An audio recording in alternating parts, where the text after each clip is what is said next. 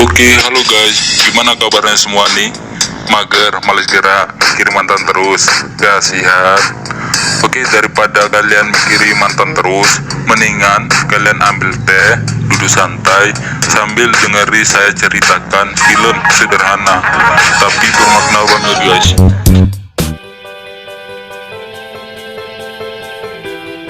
Oke guys, di video kali ini gue akan menceritakan seluruh alur cerita dari film Hush. Film ini telah rilis pada tanggal 12 Maret tahun 2016. Di dalam film ini bercerita tentang seorang gadis yang kehilangan kemampuan mendengar dan berbicara setelah penyakit meningitis mulai menyerangnya. Cerita kemudian berlanjut ketika rumahnya diteror oleh pembunuh bertopeng yang sebelumnya telah menikam tetangganya. Apakah yang akan terjadi selanjutnya? Yuk kita masuk saja ke ceritanya guys. Film ini diawali dengan memperlihatkan seorang wanita bernama Maddie Young. Maddie merupakan seorang wanita tunarungu dan bisu, namun ia memiliki bakat yang luar biasa sebagai penulis novel. Ia menjadi tunarungu dan bisu karena saat berusia 13 tahun ia mengalami penyakit meningitis. Walaupun dengan keterbatasan itu, dirinya berprofesi sebagai penulis novel yang terkenal. Maddie tinggal di sebuah rumah yang berada di tengah hutan bersama kucingnya. Alasan Maddie tinggal di tengah hutan karena ia ingin lebih fokus dalam menyelesaikan novelnya. Suatu hari, tetangganya yang bernama Sarah berkunjung ke rumah Maddie untuk mengembalikan salinan novel karangan Maddie. Saat itu Maddie sedang memasak dan ia pun meninggalkan masakannya. Kemudian Sarah memuji novel buatan Maddie yang baru setengah jadi. Ia bahkan tidak percaya jika Maddie bisa menulis sebuah cerita yang sulit ia tebak endingnya. Kemudian Maddie menjelaskan bahwa di pikirannya ia mendengar suara-suara yang membuatnya terinspirasi dan ia menyebutnya sebagai otak penulis. Suara-suara yang didengar Maddie di pikirannya bisa memberinya ide untuk menulis banyak ending dari novel yang ia tulis sendiri. Maddie masih belum menyelesaikan ending dari novel yang ia buat karena ia kesulitan menentukan ending yang harus ia pilih. Tak lama setelah itu, Sarah pulang ke rumah karena hari sudah larut malam. Maddie pun kembali bekerja menulis novel. Karena sedikit lelah menulis, Maddie pun pergi ke dapur untuk membersihkan sisa makanannya. Saat ia sedang mencuci piring, Sarah tiba-tiba saja datang dan mencoba meminta tolong pada Maddie. Namun semua itu sia-sia karena Maddie tidak bisa mendengar teriakan Sarah yang sedang dikejar oleh sosok bertopeng. Sosok bertopeng ini kita sebut saja sebagai Andy. Andy terus mengejar Sarah hingga sampai ke rumah Maddie. Lalu si Andy memanah Sarah dan langsung menikamnya dengan sadis hingga Sarah pun meninggal di tempat. Setelah Sarah meninggal, Andy langsung mengetahui bahwa Maddie tidak bisa mendengar. Kemudian Andy memutuskan untuk menjadikan Maddie sebagai korban selanjutnya. Tanpa mengetahui apa yang terjadi, Maddie kembali melanjutkan untuk menulis ending dari novel buatannya. Kemudian ia menerima panggilan video call dari Max. Mereka berdua pun saling berbincang-bincang. Saat Maddie dan Max sedang asyik bincang, si Andy langsung masuk ke rumah Maddie dan mengambil ponsel milik Maddie. Max pun secara tidak sengaja melihat sesuatu yang bergerak di belakang Maddie. Lalu Maddie berkata pada Max, mungkin saja itu hanya kucing peliharaannya.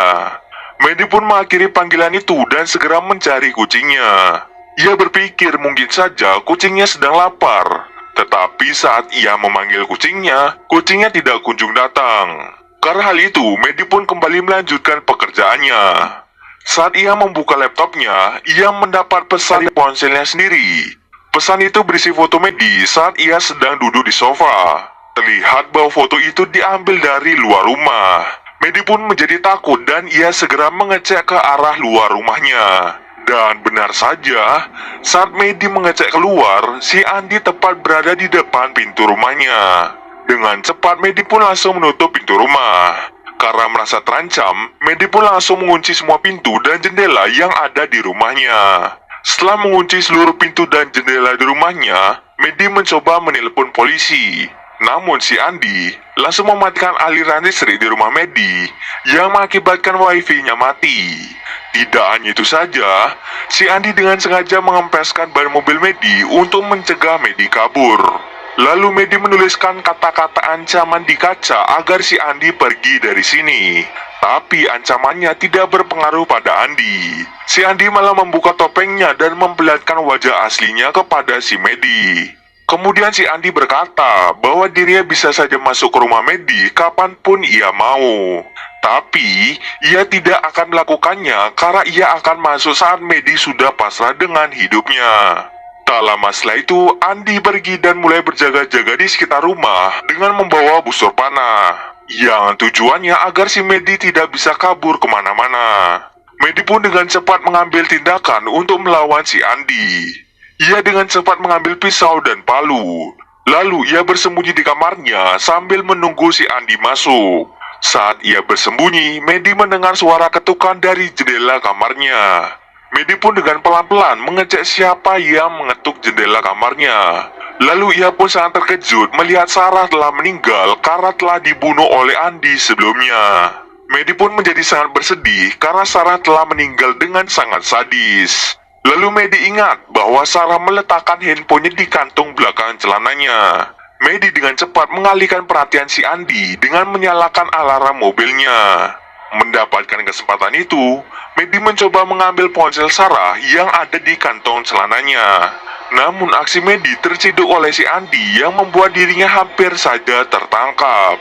Dengan cepat Medi langsung melukai tangan Andi dengan menggunakan palu. Ternyata handphone Sarah dibawa oleh si Andi. Kemudian Medi mencoba kabur dari Andi dengan sangat hati-hati. Namun aksinya itu diketahui oleh Andi.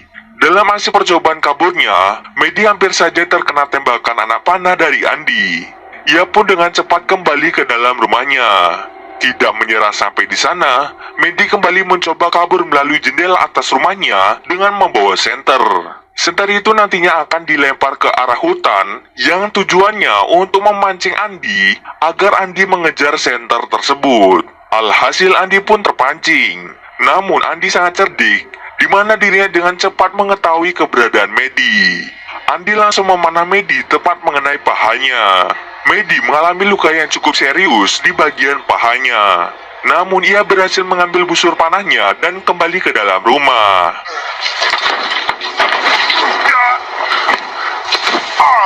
Lalu Medi pun dengan cepat menutup lukanya agar dirinya tidak kehabisan darah. Di sisi lain datanglah John yang merupakan pacar Sarah. John datang ke rumah Medi untuk mencari Sarah yang telah menghilang. Tak lama setelah itu Andi kemudian menyadari kehadiran dari si John. Andi di sana berpura-pura menjadi polisi dan beralasan bahwa ia datang ke sana karena ada panggilan darurat dari rumah Medi. Dia berkata bahwa ada penyusup di dalam rumah itu. Namun John merasa ada yang aneh, karena Medi tidak bisa berbicara maupun mendengar. Lalu bagaimana cara yang menelpon, apalagi menelponnya menggunakan panggilan suara. John berpura-pura untuk mempercayai perkataan dari si Andi. Lalu John berbohong pada Andi bahwa terdapat kunci cadangan yang terletak di bawah pot. Andi dengan cepat mencoba mencari kunci cadangan rumah Medi. Saat Andi lengah, John dengan cepat mengambil batu dan mencoba memukul si Andi. Namun pandangannya teralihkan oleh Medi yang mengetok-ngetok pintu rumahnya. Si Andi kemudian sadar dan langsung menikam leher John dengan menggunakan pisau. Setelah mengalami luka parah, John tidak langsung menyerah. Sebelum mati kehabisan darah, dirinya mencoba melawan Andi dengan cara mencekiknya.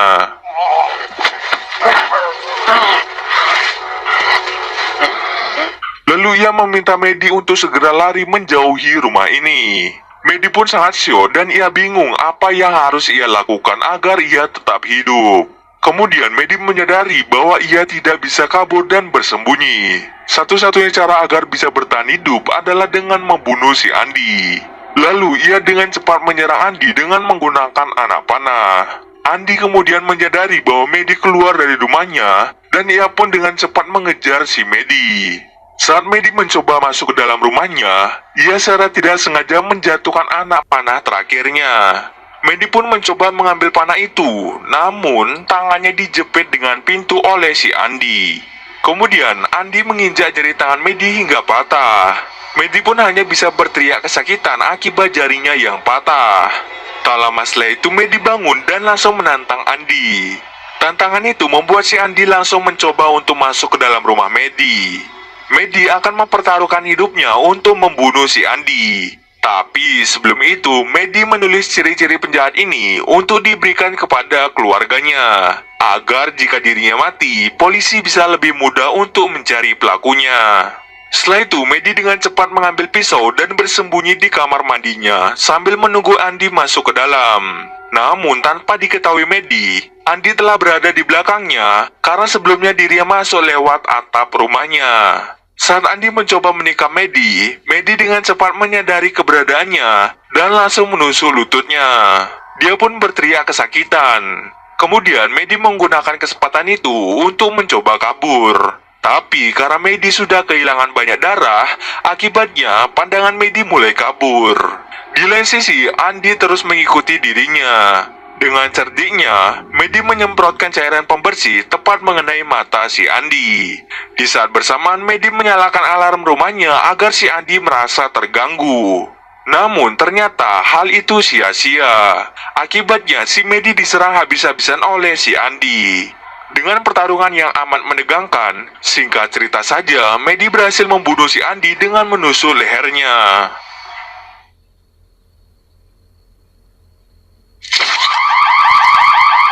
Lalu Medi mengambil handphone miliknya untuk menelpon polisi agar Medi mendapatkan bala bantuan. Di sana akhir, Medi menunggu bala bantuan dari polisi bersama dengan kucingnya. Kemudian raut wajah Medi berubah menjadi tersenyum. Yang mungkin menurut gua pribadi, Medi tersenyum karena ia akhirnya berhasil menemukan ending terbaik dari novel yang ia tulis. Dan cerita pun selesai.